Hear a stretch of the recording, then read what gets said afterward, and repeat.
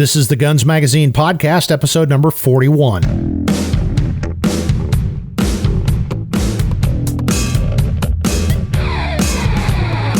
Hi there, and welcome to the Guns Magazine podcast. I'm your host and the editor of Guns Magazine, Brent T. Thanks for joining us as we talk to the interesting people who make up the world of shooting, hunting, and the firearms industry.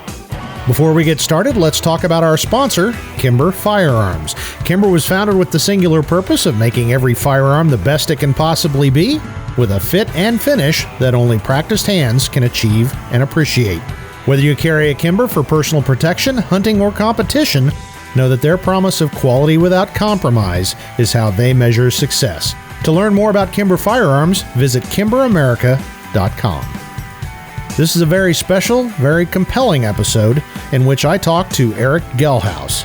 Erick's a retired California police officer, writer, and trainer, but most importantly, he was one of the first cops in the country to be thrown under the bus by both the drive-by news media and the keyboard commandos of the internet after an officer-involved shooting.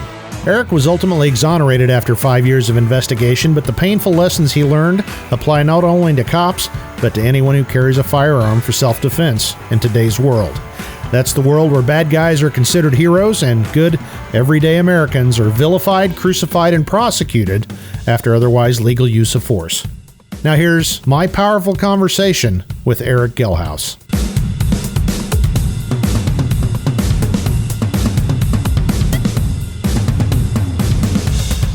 Well, good hot afternoon here at Gunsight, Erick. Good afternoon, Brett.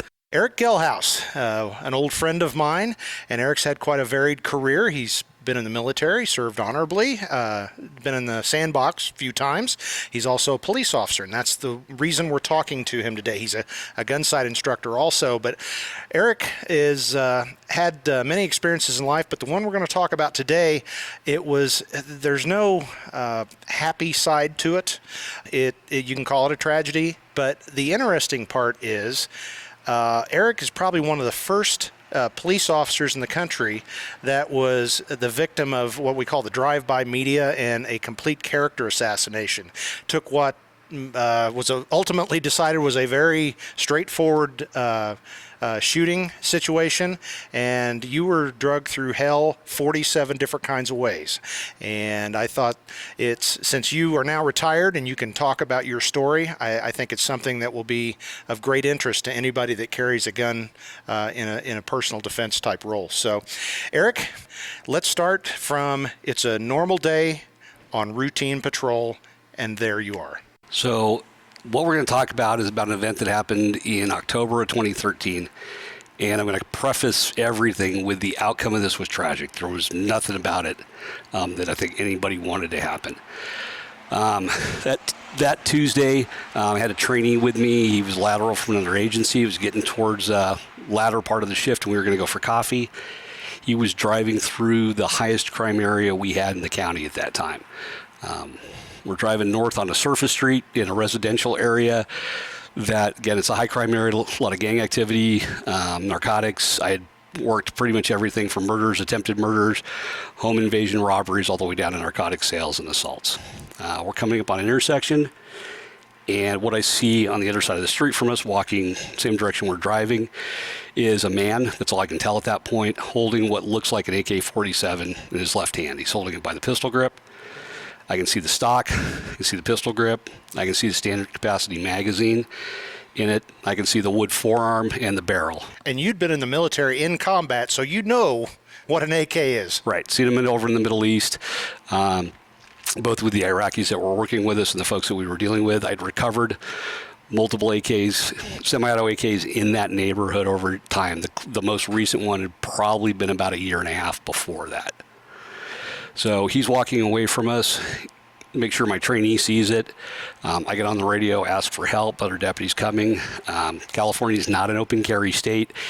Even if it is an open carry state, we have 3 schools very nearby, from about 200 yards to probably about 3/4 of a mile that are all about ready to get out. It's not something that normally see in that neighborhood, somebody walking down the street in that neighborhood. We stop the car, I get out, take cover. Ultimately, based on my recollection and those statements of all the witnesses, I told him twice to drop the gun. Very clearly, a witness who was over 100 yards away heard it. His response was to turn and raise the gun in our direction. I shot, hit him several times. He went down.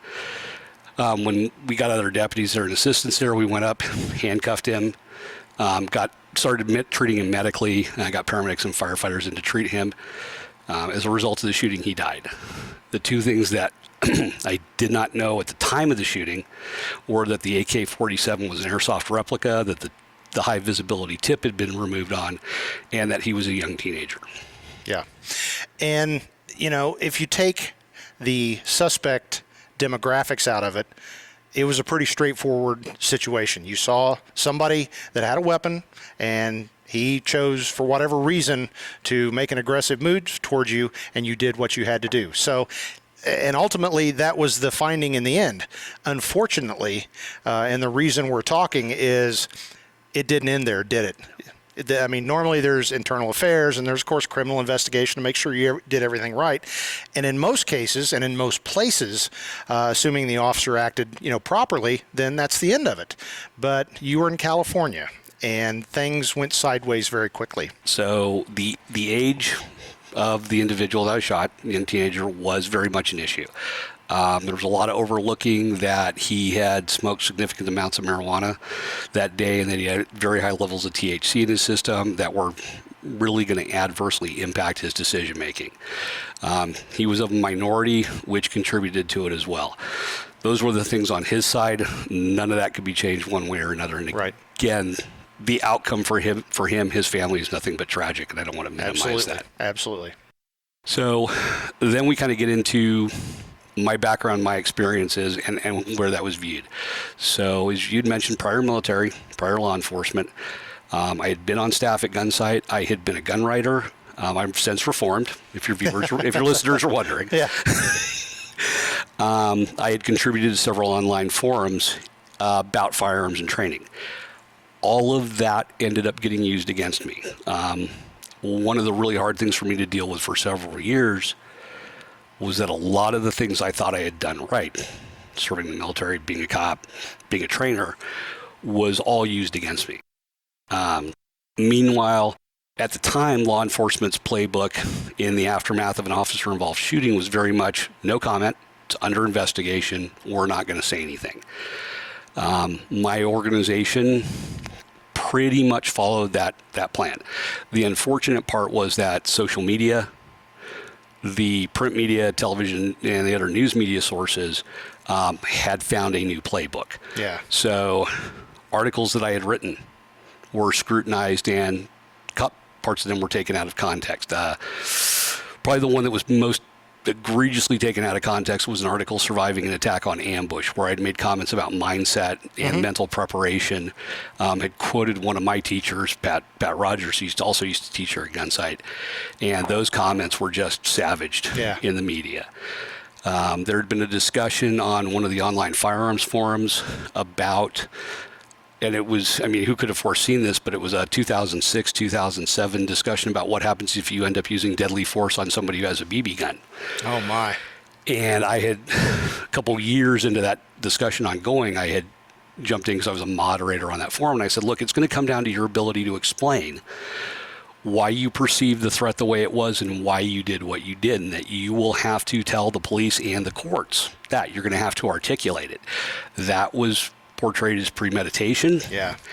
That I had planned all this and I had set it up, when if you go talk to pretty much any trainer who talks about the legal issues of self-defense, I can't recall any one of them not saying that you're going to have to explain it and articulate why you perceived what you perceived and why you did what you did. Well, of course. And to keep things in context, since we try to go with facts, how long did this encounter take from the time you started to move out of the patrol car? From the time I saw him until the time either my partner or I, and we're still not sure which one of us did it, got on the radio and said that shots had been fired, was 19 seconds.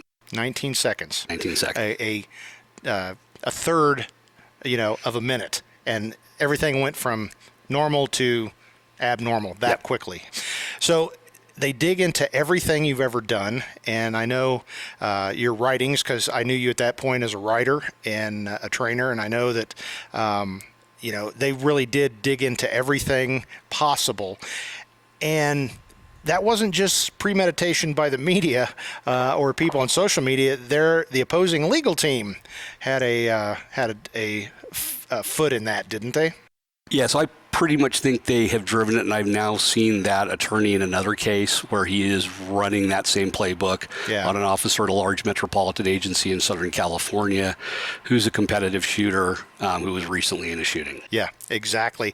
And, talking to our own Masad Ayub, who's been an expert witness in cases like that, that's a small subsect of, there's a tiny industry of legal firms that they specialize in this kind of thing, because what most folks may or may not realize is you don't necessarily have to win a big lawsuit against a large municipality or state or something like that. You just have to get enough money that you will go away, because that's what they usually do. After all the headlines are done, opposing counsel and your counsel will say, look, what will it take to make this go away? And in a lot of cases, it's not about quote unquote justice for, my family member. It's about how much cash can I get? And I can say that. Yes. And of course, when there's a cash settlement, who gets the majority of that cash? Well, the attorney does. So if you get an attorney that's not very pro-police, and it's I suppose in a twisted sort of way, it's a good playbook for them. And they even had like press conferences and... Oh, yes. So every time that they filed a complaint, so it's part of the civil suit is the complaint with the allegations in it, or every time they filed an amended complaint, they held a press conference and unveiled their latest round of accusations. Because I had been at Gunsight for several years, I had written things complimentary of what Jeff Cooper had done in terms of putting together the modern technique, putting together the firearms training here. That led to plaintiff's counsel, the folks suing me, to go into everything that Jeff Cooper had written and then asking me if I believed it to be true or not. And then because of their views on Jeff Cooper, every adverse appellation, racist, bigot, sexist, homophobe, that they thought they could apply to Jeff Cooper, who came from a very different era and time, was then thrown on me, not as opinion, but as on fact. It's like everybody you ever touched or knew or interacted with, they dug into their background and probably their parents' background. And it doesn't make any sense. So that goes into the next question. How do you deal with this stuff? And that's a good one, right? So think about anything you're doing right now. I made a point with social media, and I've been active. I probably got onto the first gun forums that I became aware of in the late 90s. So by the time this happened, it was 2013. And the civil case went from 2013 into the end of 2018. 5 years. 5 years. 5 years of your life. Yep. Think about what you put out on social media. And I made a point of always posting under my real name. And I made a point, I did that because I kind of was a reminder that, hey, look, anything I say, I'm responsible for. Right. So I didn't say things that I thought could be taken out of context. And what I found is they were taken out of context. I had talked about police work being a calling. That was viewed as being bad. Oh. Again, I had talked about the mindset to survive an ambush. So here you are on the receiving end of an unprovoked attack that has the goal of killing you. And I'm talking about how your mind has to be to deal with that. And that was used against me. That was portrayed to the community as me being an out-of-control rogue cop who was overly militarized because I had served overseas in the current fight. The whole quote-unquote narrative. The narrative, yes. Yeah. And it wasn't just the media and opposing counsel. Didn't even some municipalities, weren't there some resolutions condemning you and stuff that shouldn't have really happened? So we have, and a lot of places do this, they have a critical incident protocol for investigations. So in our county, when I got into my shooting, it was not my agency that did the investigation on the shooting. It was done by two other local agencies. So the biggest local city police department and one of the smaller police departments assisted them in that. As a result of the city not running out and arresting me right away, the city started having to deal with protesters. There were protests and vandalism, almost riots at the police department. There were riots at city council. their city council chambers.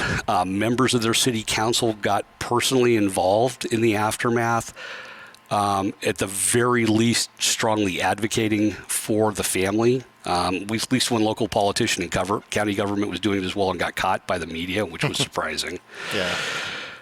So we were dealing with protests, riots, vandalism to the police department, to the city council chambers, to our sheriff's office, and to our jail, where it was full-on rioting. I mean, when you're getting windows broken out and officers attacked, it's a riot. It's not a protest. And local politicians were involved on that on varying levels. What were they gaining from doing that? Just the whole progressive pandering to that crowd? I think it was a pandering to what they had perceived without knowing what the legal standards were, without being able to go in and cite Graham versus Connor, which is a Supreme Court decision on how to evaluate police use of force, or any of the other decisions that have come since then. They either didn't know them or absolutely didn't care what they had to say, and their feelings took over. They looked at the aftermath.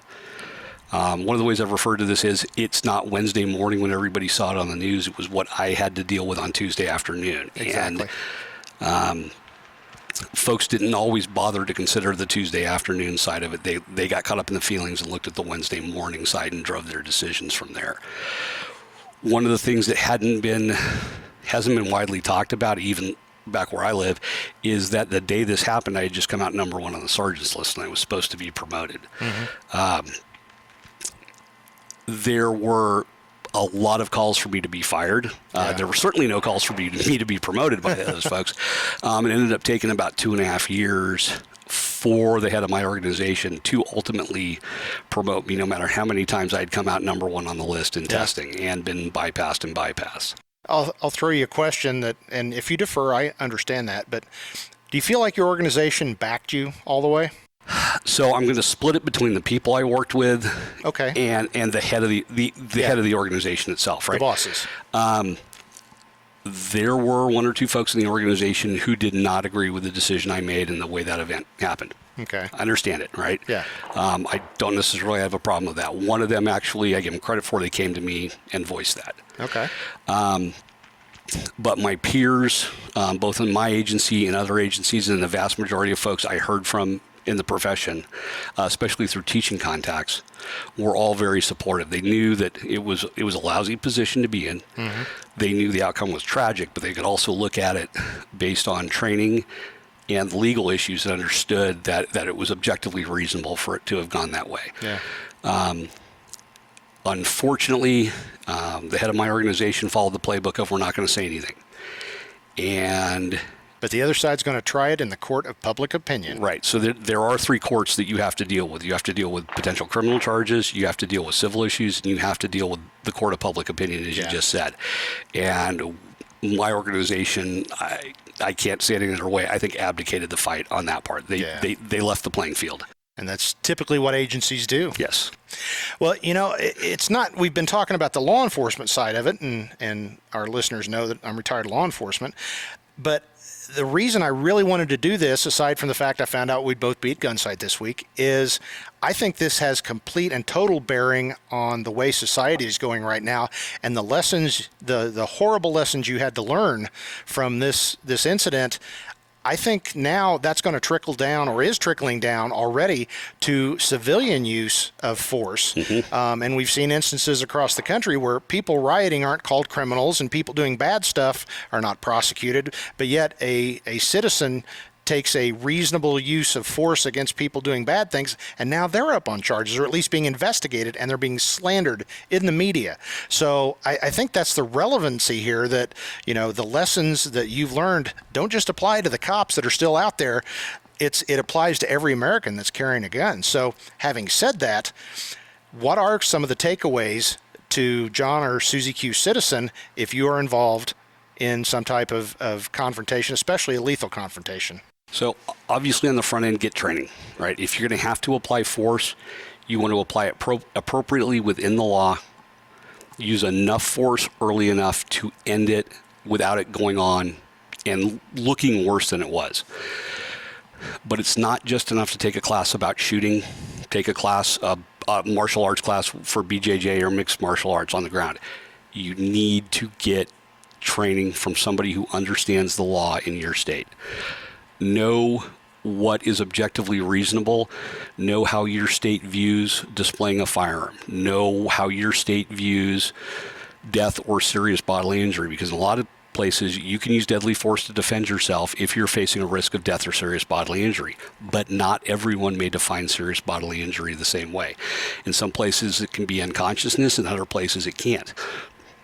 Know what the law in your state has to say on that, so that when you're making decisions about what type of force to use, you understand how the law is going to view your decisions. Yeah.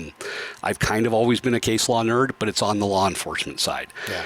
So I went a lot with what I knew that I could do under the law, right? I knew what the parameters that the circuit courts of appeal had given me, what the Supreme Court had given me, and worked within those. Yeah. Likewise, for citizens, I think they need to know that. There was a recent event, and I don't know enough about it to go into detail, but I saw a couple do something in public that I don't know what the law in that state is, but I'm not so sure that I would have left my residence, left the physical residence, to go outside. It may have made more sense, and again, I don't know the law there, to stay inside and wait for some very overt act rather than exit and initiate a bigger problem. Yeah. And then there's part B of that we kind of talked about is they're going to crawl up a certain area with a microscope and beyond. Yep. And that's what, especially maybe some of my younger friends, they maybe a little bit of boasting, maybe a little bit of bragging on social media especially, but that stuff can really come back to harm you. Right. So, and again, there was nothing on before the event, there was nothing on my Facebook page, and I didn't have Instagram then. But they looked at forum posts and they looked at articles that I had written, and it was difficult for me to understand that things that I had written that were no different than anything that had been said to me in my police academy. It had been said to many of my friends in their police academy classes that were suddenly the most egregious things ever written. Plaintiff's counsel claimed it. Media bought it hook, line, and sinker and never bothered to ask any other questions. There were a lot of things in the commentaries on social media that made absolutely no sense at all, but they were thrown out there, and then over time they took on a life of their own and grew to be gospel. There was one individual who told local reporters, and this was a gang participant I had arrested multiple times and sent back to state prison, who claimed to have seen the event and says that I fired shots from my car, then raced up, stood over the subject, and fired several rounds into him while he was laying on the ground. Of course you did. Now, never mind that the autopsy showed that couldn't have happened early on. The reconstructions that were done later on conclusively proved it couldn't happen, but the media was very happy to play over and over again that segment, but they never put up a retraction later on that said, oops, sorry. Kind of like a situation in St. Louis where one witness swore up and down and just shot him with his hands in the air and he was facing away, and turns out the witness wasn't even there in the end. So things like that happen, and unfortunately, at least with the law enforcement agency now, playbooks are starting to change. Employee associations are figuring out that if the agency isn't taking care of the officer, they may need to. Problem is, who's going to do that for a decent, normal human being, right? Where does that exist? And I don't know the answer to that question. I know a bunch of really good folks that are working with different groups for people with concealed carry permits to provide some sort of legal defense funds. Right. But I don't know which of those early on are going to be in a position to get it in front of the microphone and go, no, that narrative that you're hearing is wrong. This is what happened. But something along that may need to happen. Yeah. And I was a public information officer at my agency, and I was fortunate to get a lot of training. And one of the first things they tell us as a PIO is the legal counsel for whatever your group is. The first thing they will tell you and the last thing they will tell you is don't say a word, because that's what they tell them in law school, that, the best strategy is no comment. And that I've experienced that as a public information officer, is we can't say a thing. And that's exactly what your agency did. And it really does hurt you in the long run. Would it have helped, do you think, if maybe your counsel had maybe brought a media consultant or an advisor on something like that? There was an effort made at the first press conference by one of the detectives from my organization we had been partners in an enforcement team prior to that, where he looked at it, saw, okay, replica firearm, broken tip, and went and found a real AK, semi-auto AK, and got those into the press conference together. The unfortunate part was after that, we stopped that. Yeah. So it was done early on, and then it disappeared. I have seen agencies since then do a much better job. Not every one of them, right? But because when I went to grad school and wrote my thesis, which had to do with communication issues about police use of force, my experience pretty much wrote the paper. I just reached out and grabbed things that I had seen elsewhere. We're getting better. We're still not there. But again, if you're looking at this not just from the cop perspective, but from the normal human's perspective, not only be very conscious of what you're putting up on social media and how that could be portrayed, because it's not going to be looked at by your next door neighbor who's your best friend. Yeah. It's going to be looked at by somebody on the far side of wherever you live who isn't your friend, who doesn't have the same values you do, who doesn't have the same perception about firearms, self-defense, Second Amendment issues, and it's going to be how they view it. And anything can be taken out of context. Like I said, I'd written things about Jeff Cooper, and they went and found everything bad they could think of to say about him to use it to attack me, just as an example. So we kind of talked about this a little bit before, but let's talk about it on a personal level. I mean, explain, I don't mean this to be a dumb question. How did you feel going through all this personally? Personally, it was about as horrible as it could be. I would not wish this on my worst enemy on the planet. Very early on, probably within about 48 hours, I was finally figuring out how sideways this was going to go. Like I said, I had just come out number one on the sergeant's list. I was expecting to actually get sergeant stripes put on me the next week. Instead, I was getting told it's not going to happen now, and we don't know when it's going to happen. Yeah. Then my name had been leaked to the media. We think we know where that came from, but we'll never be able to prove it. Media started looking at me and digging into my background. And taking things out of context. We started getting death threats about 4 days into it, to the point where we had to move out of our home and go into hiding for several weeks. So we were in hiding for several weeks. My wife was having medical issues, totally unrelated, just medical stuff. But now I'm having to call guys and ask guys to pull security for me while we're dealing with her medical issues. Yeah. Just no good way to process that. As it drug on, it just continued to wear. And I fought to go back to work, even in a limited duty capacity, and then really fought to get back out on the road when I was eventually cleared. You did, and I remember myself and several of our friends that know you was like, why would he want to do that? That part, I guess we understood, but we didn't understand. So, a couple reasons. One, there was no real place for me to work in the organization. Right, wrong, or indifferent, the head of my organization had pulled all my specialties from me. So I was no longer a firearms instructor. I was no longer a trainer. I was no longer doing some of the technical support things I was doing in our special operations unit. You were damaged goods, as they say. Right. So if you've taken everything that I can do outside of being a patrol deputy away from me, then I'm going to make me whole. Or I'm going to fight for it. Right, wrong, or indifferent. And I completely understand when folks look at me cross-eyed when I say this. There was a concern about the next guy, whoever the next guy or gal was. Yeah. That I didn't want them to have. I didn't want the organization and them to have the belief that they were done. Yeah. So there was, again, it may not have been the best call, but I made some of the decisions I made for the next guy. Yeah. I had to do a lot of education of my attorneys. And it wasn't necessarily good, but it was actually an outlet for me, because by doing the legal research and research on the training and being able to tell them, no, don't listen to plaintiff's counsel on this. Here's the standards. Here's my training. Here's why this is acceptable. It gave me something to do during the time. And I think that hits a really important point that you did allude to earlier, but explored a little bit more, is the idea that your attorney might be a shooter. He's heard of Colonel Cooper, but he's not had the training and experience that you have. So you are the subject matter expert on that kind of stuff. And I know that's hard for some attorneys to understand that. So I had a really good relationship with my original attorney. He lived fairly close. He lived very close to where I lived and where I worked. So anytime questions came up or there were allegations slung around, he would call me. I'd go into his office. We'd close the door. We'd hash them out. Yeah. And we got to where we had a really good working relationship. Unfortunately, he passed away during the case. Oh my.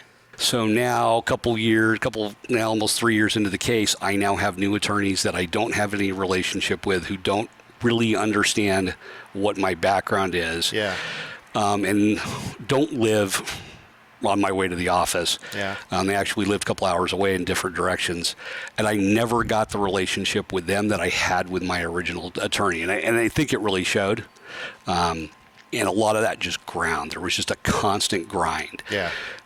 In one instance, and it was probably about 2.5, 3 years into it, I was back on the East Coast for a long weekend with friends. Get a phone call from my attorney on a Friday afternoon while I'm back there, and he relays this accusation that has been made against me. Totally baseless. Anybody who could spend about 6 seconds just looking at my personnel file could find out that the accusation was baseless, but he wants to know all about it. Sure. Ruins the rest of my Friday. That's great. Now it's Monday. I'm sitting in the airport waiting for my flight home, and an administrator from my organization calls asking me about the same accusation. It's probably not a good thing to be in an airport yelling at your boss on the phone. But it was just the frustration of the same conversation I had with my attorney on Friday, right? Have you guys taken 6 seconds to look this up? You would have seen that it couldn't have happened. Well, we got to look. Now, sometimes you got to do some research before you call. Sometimes you got to back your folks, but that's a whole nother topic. Yeah, it was just a really horrible grind. And the way the court system should work is that if you didn't knowingly violate the law and there was no law saying that you couldn't do what you did based on what you knew at the time, not what everybody else learned later on, the system's supposed to work for you. Unfortunately, feelings got involved.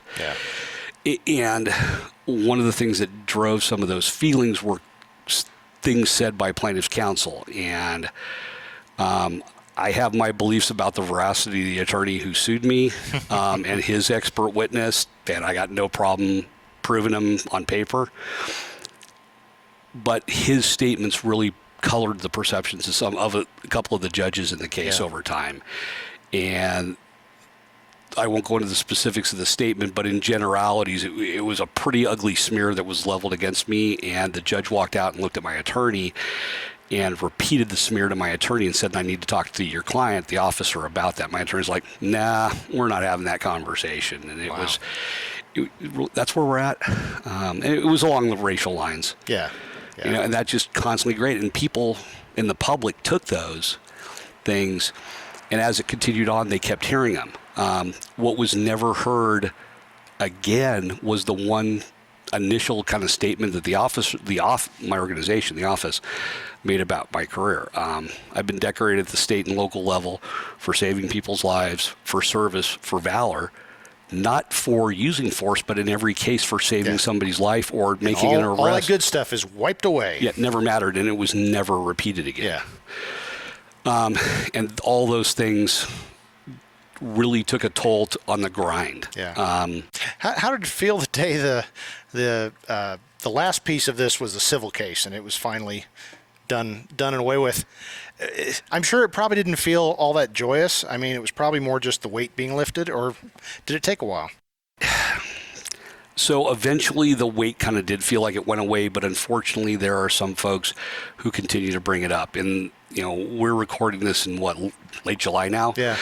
So we're 2 months into the post-Minneapolis thing. The death of Mr. Floyd was absolutely tragic, but unfortunately, at least where I live, in a lot of the media reports since then, my event has been brought up as an example. Exactly. So there's that whole kind of revisiting. When I got the phone call telling me that we had settled the case, it was probably one of the first times in my adult life I was truly at a loss for words. And I don't say that like I'm the greatest orator on the face of the planet. I can usually carry on a conversation, and I could not put together an intelligible sentence. And it took me a couple hours before I was driving from Northern California to Southern California before I could even get on the phone with someone else and convey what I had been told on the phone call in a way that the person on the other end of the phone could understand it. What's it like to see some of these officers? And I'm not going to argue the merits of whether certain instances are legitimate or illegitimate, or legitimate use of force or an unlawful use of force.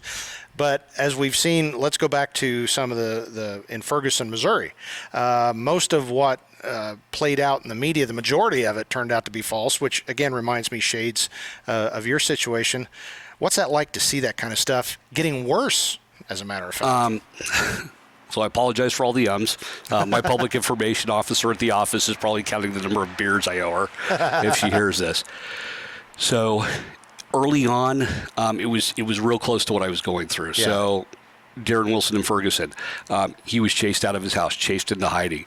I have heard several times that he has tried to get jobs, gotten hired, and this is not even police work, just a job, and the media has showed up and he's lost those jobs while he's married with a new kid.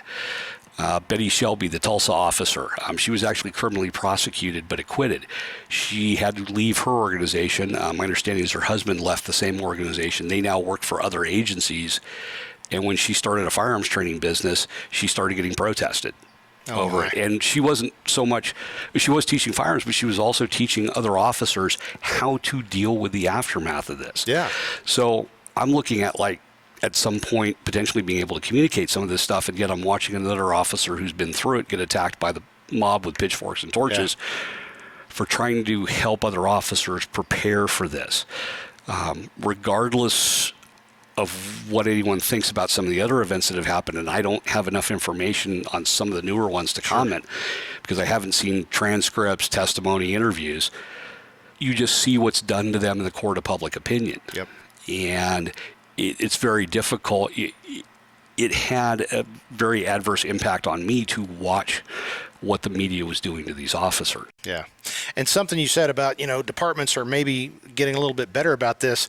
You get these videos all the time, and I had several people send it to me. There was an officer involved shooting in, I believe it was Michigan, a couple of weeks ago. A female officer apparently there was two female officer involved shootings about the same time. This one's in Michigan. A gentleman got out of his car with a knife, and very clearly he wants to go at her. And personally, I think it was a suicide by cop, but I don't know any more of the details. But the department released her body cam footage, and it does look like she missed a few shots in there, but she had a malfunction and did a very quick malfunction clearance and continued shooting him. And the thing is, aside from the training value of the way she cleared her malfunction, was multiple shots on target, of which I'm sure most of them hit. It had no effect on this guy, and he finally bled out at the back of his car after she kept shooting. But I think the interesting thing was they released that about 2 or 3 days right after the shooting, and I think it was specifically to prevent any of this horse pucky to get started, because the media narrative is officer kills another man, he was just armed with a knife. But to actually be there in her shoes with that body cam and see this guy charge you and basically saying, I'm going to kill you, it puts a different spin on things. So hopefully there's hope in the future. There's some agencies out there, LAPD, Los Angeles Police Department, and Las Vegas Metropolitan Police Department. I am very impressed with how they do their media releases with their critical incident video.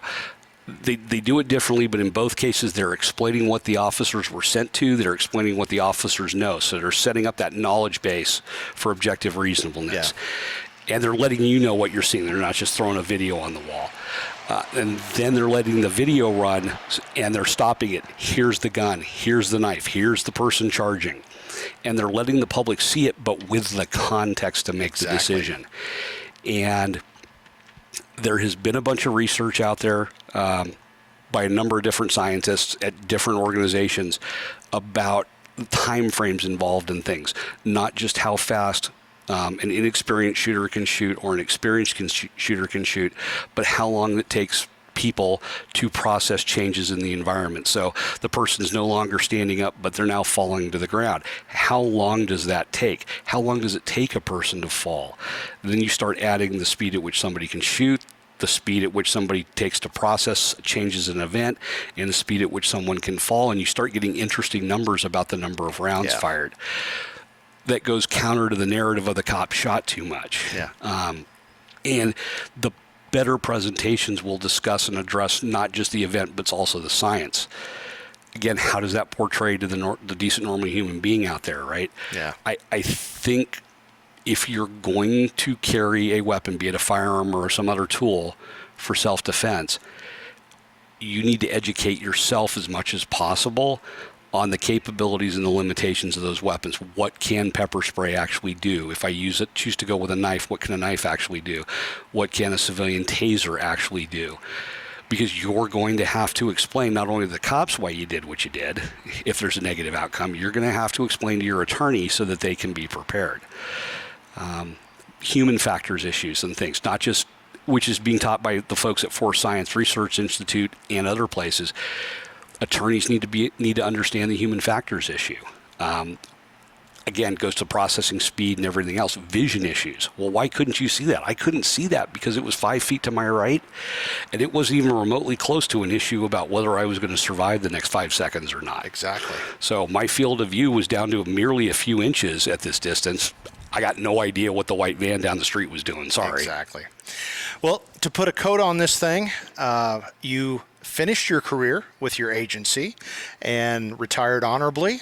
And we are so thankful that you are safe and you completed your career. Now that you've joined us in the ranks of retirement, it was a good time to get out of the job, wasn't it? It was. Right after retirement, I did a several-week road trip up to Idaho, Montana, Wyoming, and it was nice to get away from things, get away from the job, and start being a normal human. Yeah. And now you're hitting it heavy into the training industry.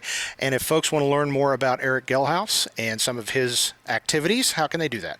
So you can look at me on Facebook or Instagram with Cougar Mountain Solutions. That's my company. No, it has to do with a geographical location, which is actually a mountain. And I also teach for Gunsight. I'm actually down here several weeks this year. For the rest of the year, I'll be down here a lot. But Gunsight or Cougar Mountain Solutions in the future. Excellent. And excellent that you've been teaching on a 115-degree afternoon. And as I said before, we're sitting on the mess deck here at Gunsight. And, we've had a great time talking, but I think we both drank probably 3 quarts of water since we've been sitting here. And it's time to get in the air conditioning. So, Erick, I am so thankful that you survived all this and you did it well and honorably. And you've retired and you're now helping good Americans and officers continue to be safe and survive the legality of it. So thanks. Brett, you're welcome, and thank you truly for having me on. I really appreciate the opportunity to talk to your listeners.